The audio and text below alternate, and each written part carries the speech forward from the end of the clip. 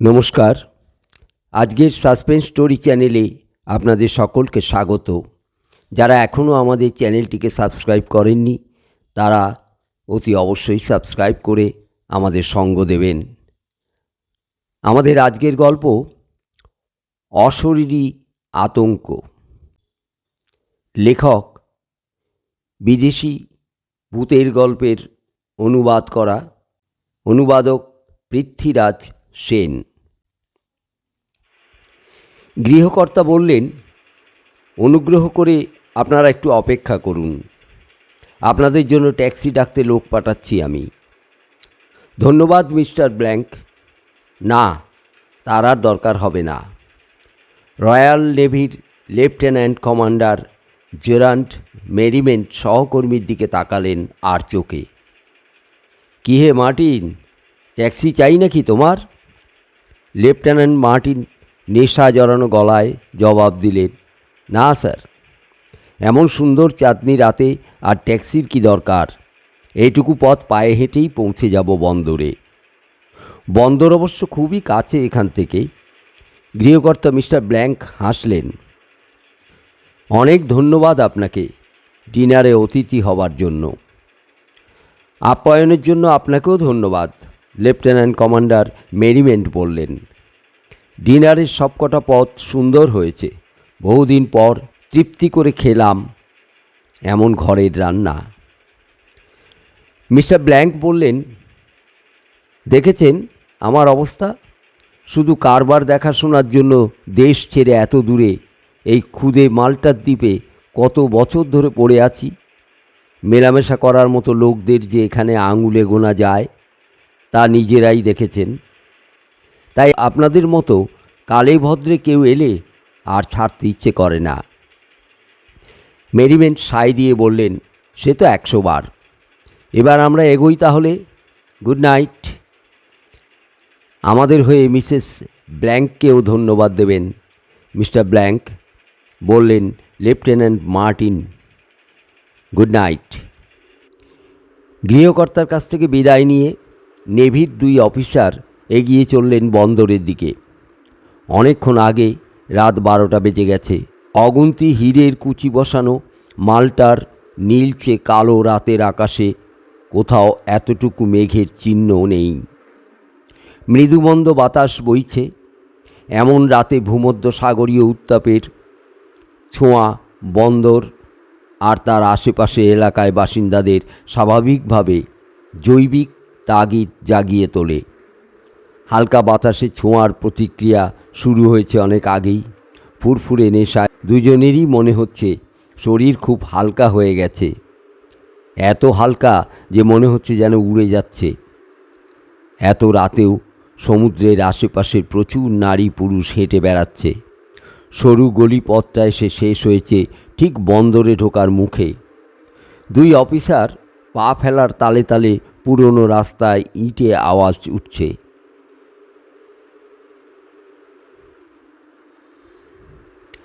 আরও কিছুটা এগোনোর পর এবার তারা এসে পৌঁছলেন একটা বড়সড় বাতির সামনে। তারা দেখলেন যে ঢোলা গাউন পরা এক মহিলা বন্ধ সদর দরজার পাশে দাঁড়িয়ে ভেতর থেকে আপ্রাণভাবে জানালার পাল্লা খোলার চেষ্টা করছেন। মনে হচ্ছে খুব অসুবিধায় পড়েছেন মহিলা। মেরিমেন্ট বললেন, এসো তো, দেখি সাহায্য করা যায় কি না ওকে। বলে সহকর্মীকে নিয়ে এগিয়ে এসে দাঁড়ালেন তার পাশে। মহিলার মাথায় ছিল কালো লোম বোনা সেকেলের টুপি, তলার দিকটায় নামানো নাক পর্যন্ত, তাই চোখ মুখ দেখা যাচ্ছে না কিছুই। তবে মহিলার যে বয়স খুব বেশি নয় তা তারা আঁচ করলেন তার হাত পায়ের দিকে তাকিয়ে। ম্যাডাম, বিনীত গলার স্বরে মেরিমেন্ট, আপনাকে কি আমরা সাহায্য করতে পারি? দেখুন না কি ঝামেলায় পড়েছি, মহিলা ভরাট গলায় বললেন। চাবিটা ভুল করে নিইনি বেরোনোর আগে। কাজের লোকেরা বিয়ের ভোজ খেতে গেছে সবাই, তাদের ফিরে আসতে আসতে ভোর হয়ে যাবে। এখন দেখছি ভেতর থেকে আঁটা হয়নি ওই জানালাটা। দেখছি কিছু করা যায় কি না, বলে এগিয়ে গেলেন লেফটেন্যান্ট মার্টিন। গায়ের জোরে গরাধীন জানলাটার পাল্লাটা তুলে লাফিয়ে নেমে পড়লেন ভেতরে। তেলের ল্যাম্প জ্বলছে ওপাশে, তার আলোয় তিনি ছিটকিনি নামিয়ে ভেতর থেকে সদর দরজার পাল্লা খুলে দিলেন। জানি না আপনাকে কি বলে ধন্যবাদ দেব, মহিলা কৃতজ্ঞতা জড়ানো গলায় বললেন। ভেতরে এসে অনুগ্রহ করে একটু গলা ভিজিয়ে নিন আমার সঙ্গে। ম্যাডাম, অজস্র ধন্যবাদ আপনাকে, মেরিমেন্ট বললেন, কিন্তু অনেক রাত হয়ে গেছে, জাহাজে না ফিরলেই নয় এবার। অনুযোগের সুরে মহিলা বললেন, আহা, এমন কি রাত হয়েছে শুনি? রয়্যাল নেভির অফিসার হয়ে আপনি এক মহিলার অনুরোধটুকু রাখবেন না? কি আশ্চর্য, আমরা কি তাই বলেছি? আতে ঘা লাগতে মেরিমেন্ট সুর পাল্টালেন। বেশ, আপনার কথাই রাখছি। এসো হে মার্টিন। তার পেছন পেছন সাদা কালো মার্বেলের সিঁড়ি বেয়ে তারা দুজনে দোতলায় উঠে এলেন। মহিলা সামনের একটি কামরায় তাদের বসিয়ে রেখে বেরিয়ে গেলেন। কিছুক্ষণ পরে সেরা স্প্যানিশ মদিরার বোতল আর 3টে গ্লাস ট্রেতে বসিয়ে ফিরে এলেন। 3টে গ্লাসে পানীয় ঢেলে দুজনের হাতে তুলে দিলেন। তাদের দীর্ঘায়ু কামনা করে আলতো চুমুক দিলেন নিজের গ্লাসে। আমরাও সাধ্যমতো সাহায্য করতে পেরে ধন্য, ম্যাডাম। মহিলার পদবি না জানায় লেফটেন্যান্ট মার্টিন আমতা আমতা করতে লাগলেন। মার্টিন তার পদবি জানতে আগ্রহী জেনেও মহিলা যেন ইচ্ছে করেই তা এড়িয়ে গেলেন। তার সেই মনোভাব আঁচ করে মার্টিন বা তার ওপরওয়ালা মেরিমেন্ট দ্বিতীয়বার আগ্রহ দেখালেন না তার পদবি জানার জন্য। যখন এখানে এসেছেন তখন নিশ্চয়ই বেশ কিছুদিন কাটাবেন, মহিলা জানতে চাইলেন। আগে না, মেরিমেন্ট বললেন, আসছে সোমবার রাতেই আমাদের মালটা ছাড়তে হবে। আপনারা কি এখানে জাহাজ নিয়ে এই প্রথম এলেন? এখানে মালটায়? মেরিমেন্ট বললেন, না না, এর আগেও অনেকবার আমরা এসেছি এখানে। জল হাওয়ার দিক থেকে যেমন ভূমধ্য সাগরের লাগোয়া অঞ্চলে তুলনা হয় না, এই দেশেরও তেমনই এখানকার স্থানীয় বাসিন্দাদের ভদ্র আচার ব্যবহার আর সৌজন্যবোধের জুড়ি মেলা ভার। এইবার হালকা কথাবার্তার ভেতরে প্রায় আধ ঘন্টা সময় কেটে গেল। তার মাঝে পরপর 2 গ্লাস মদিরা পান করলেন। মহিলা তৃতীয়বার গ্লাসে যখন পানীয় ঢালতে যাচ্ছিলেন, ঠিক তার আগেই 2 অফিসার উঠে দাঁড়ালেন। সবিনয়ে প্রত্যাখ্যান করে জানালেন যে সন্ধ্যের পর তাদের বাইরে কেটেছে অনেকক্ষণ, তাই এবার জাহাজে ফিরে যেতেই হবে। মহিলা আরেকবার বসার অনুরোধ করলেন না, তাদের এগিয়ে দিলেন একতলা সদর দরজা পর্যন্ত। ম্যাডাম, সময়টা দারুণ কাটল। একতলার দরজার কাছে এসে কমান্ডার মেরিমেন্ট করমর্দনের জন্য হাত বাড়িয়ে দিলেন। আপনার সঙ্গ আর মদিরা, এগুলো দুটোরই কোনোটা ভুলবার নয়। কিন্তু মহিলা পাল্টা করমর্দন করতে হাত বাড়ালেন না, শুধু শুকনো গলায় বললেন, শুভ হোক আপনাদের সমুদ্র যাত্রা। এরপর দুজনেই মাথায় টুপি চাপিয়ে স্যালিউট করলেন। তারপর বন্দরের দিকে মুখ ফিরিয়ে পথে নেমে পা বাড়ালেন। জীবনে দেখিনি এমন অদ্ভুত ব্যাপার। কিছু দূর এসে মুখ খুললেন লেফটেন্যান্ট মার্টিন।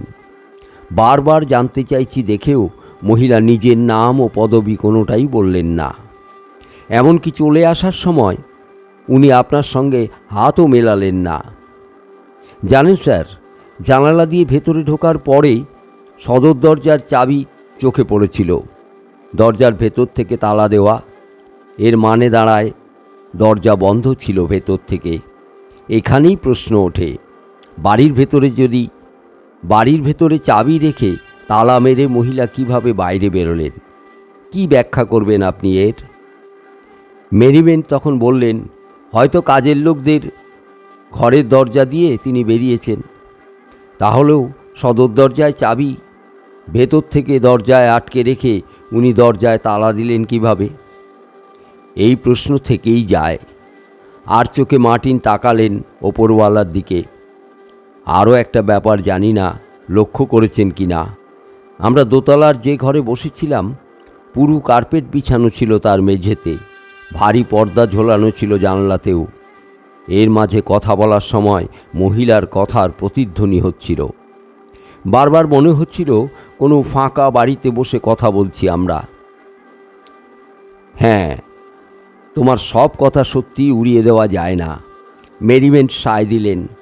আমার মনে মনেও এমন দু একটা ছোটোখাটো প্রশ্ন এসেছে, কিন্তু এটা তো বিদেশ, তাই আমি বলিনি। মনে ঠাঁই দিও না এসব ব্যাপার। ওপরওয়ালার বলা সত্ত্বেও লেফটেন্যান্ট মার্টিন মন থেকে আগের দিনের রাতের এই ঘটনা পারলেন না দূর করে দিতে। পরদিন দুপুরে মাল্টার প্রশাসনিক কর্তৃপক্ষ আর স্থানীয় গণ্যমান্য ব্যক্তিদের উদ্যোগে আয়োজিত লঞ্চে নিমন্ত্রিত হয়ে গেলেন দুজনেই। আগের দিন রাত্রে মিস্টার ব্ল্যাঙ্ক নামে যে ব্যবসায়ীর বাড়িতে তারা ডিনার করেছিলেন তিনিও এলেন। খাবার ফাঁকে লেফটেন্যান্ট মার্টিন মিস্টার ব্ল্যাঙ্কের বাড়ি থেকে বেরোনোর পর যে অদ্ভুত ঘটনা ঘটেছিল তার বিস্তারিত বিবরণ সবাইকে শোনালেন। লেফটেন্যান্ট, মাপ করবেন, এক সরকারি আমলা বললেন, আপনি বলছেন বটে, কিন্তু আমার মনে হচ্ছে কোথাও ভুল হচ্ছে আপনার। যে বাড়ির কথা বলছেন তা খালি পড়ে আছে গত 15 বছর ধরে, কোনো বাসিন্দা থাকে না সেখানে। পরিত্যক্ত অবস্থায় এতদিন খালি পড়ে থাকার ফলে ওই বাড়ির হাল এমন দাঁড়িয়েছে যে বসবাসের পক্ষে তা এখন পুরোপুরি অযোগ্য। সরকারি আদেশে ওই বাড়ি ভেঙে ফেলা হবে যে কোনো দিন। আমি সম্পূর্ণ একমত এই বক্তব্যের সঙ্গে, মিস্টার ব্ল্যাঙ্ক সায় দিলেন। গতরাতে লেফটেন্যান্ট আমার কাছ থেকে যে বিদায় নেওয়ার পরে যে ঘটনার কথা একটু আগে বললেন, আমি তার সত্যতা নিয়ে কোনো সন্দেহ করছি না, কিন্তু এমনটাও তো হতে পারে যে সেটা অন্য কোনো বাড়ি যার সঙ্গে আপনি গুলিয়ে ফেলছেন এই বাড়িটিকে। দুঃখিত মিস্টার ব্ল্যাঙ্ক, লেফটেন্যান্ট মার্টিন প্রতিবাদ জানালেন জোর গলায়। আমি যে সত্যিই গুলিয়ে ফেলিনি তার একমাত্র সাক্ষী হচ্ছে আমার ওপরওয়ালা লেফটেন্যান্ট কমান্ডার মেরিমেন্ট নিজে।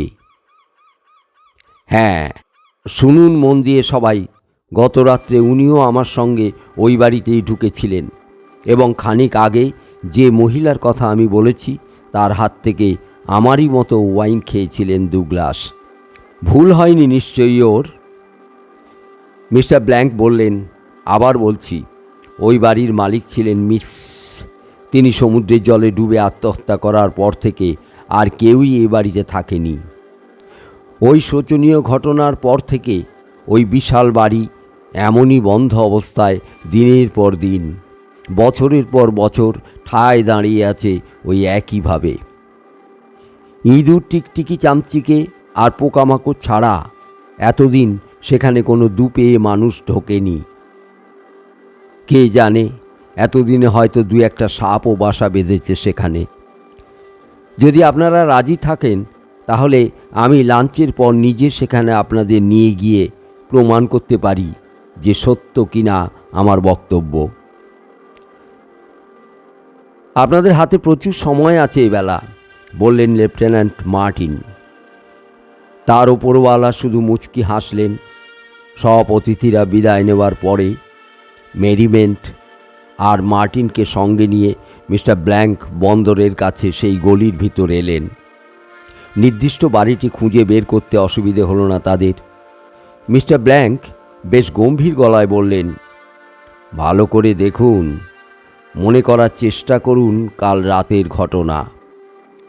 কাল রাতে আপনারা এই বাড়িতে ঢুকেছিলেন বলছেন? লেফটেন্যান্ট কমান্ডার মেরিমেন্ট জোর গলায় বললেন, নিশ্চয়ই। বাড়ির লাগোয়া এই তামাকের দোকানের নাম এখনও মনে আছে আমার। Lieutenant commander merriment, mister blank মুচকি হাসলেন।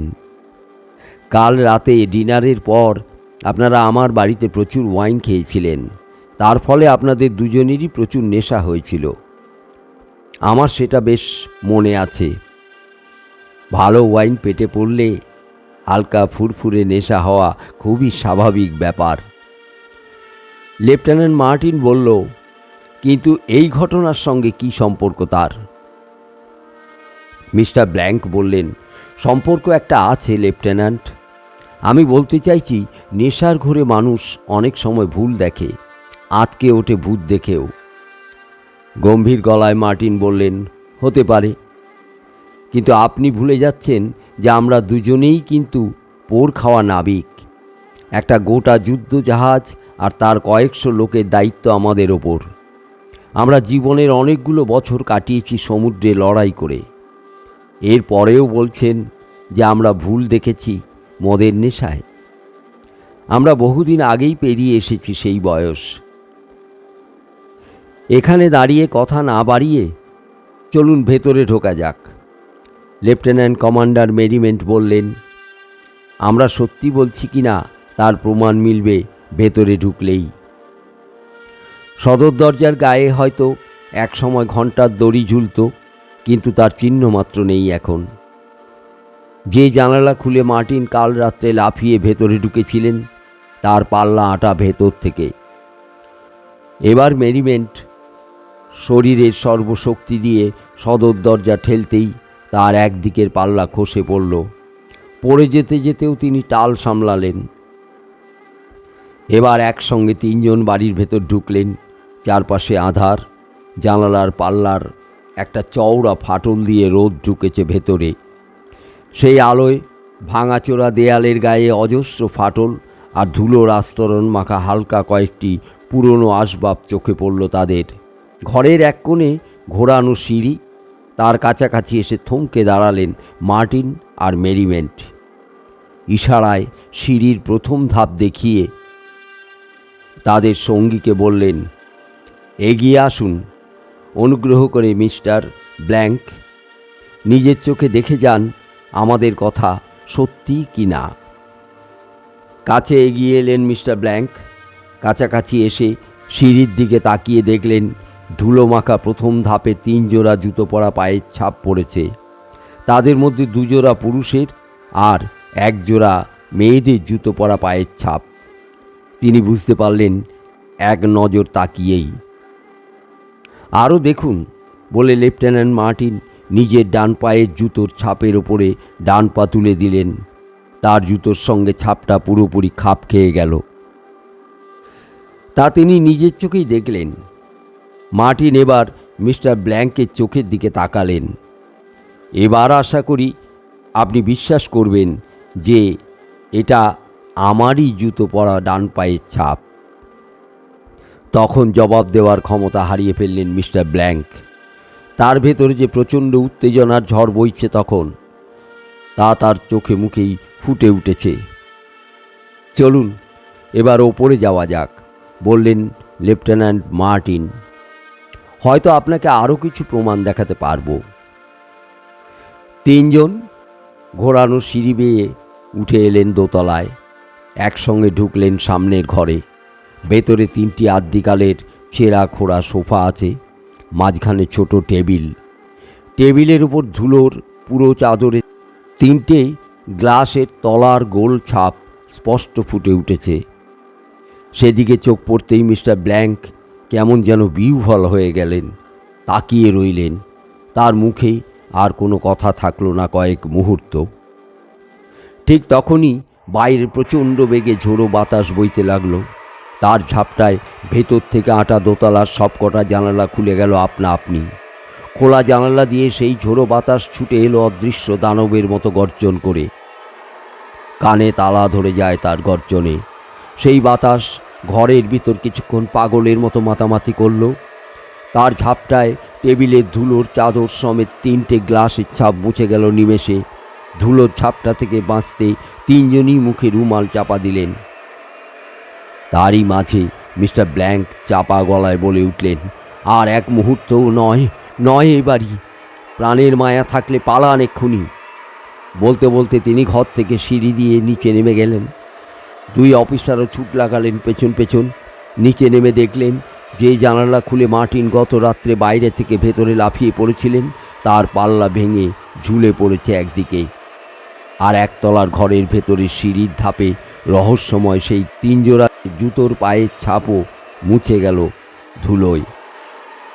মেঝের ধুলোতে 3 জোড়া জুতো পরা পায়ের ছাপ দেখা যাচ্ছে এখনও বটে, সেখানে কোনো নারীর জুতো পরা পায়ের ছাপ নেই। মিস্টার ব্ল্যাঙ্ক, পালান পালান! চিৎকার করতে করতে সদর দরজা দিয়ে জোরে পা চালিয়ে বাইরে এসে হাঁপ ছাড়লেন। বাকি দুজনও তাকে অনুসরণ করলেন নীরবে। আনাবাড়ির মধ্যেই কেবল ঝড়ের মাতন, সব লণ্ডভণ্ড হয়ে যাচ্ছে। গল্পটা এখানেই শেষ। গল্পটা কেমন লাগলো অবশ্যই আমাদের কমেন্টে জানাবেন। আমাদের গল্পগুলো যদি ভালো লেগে থাকে তাহলে আমাদের চ্যানেলটিকে লাইক ও শেয়ার করতে ভুলবেন না। ধন্যবাদ।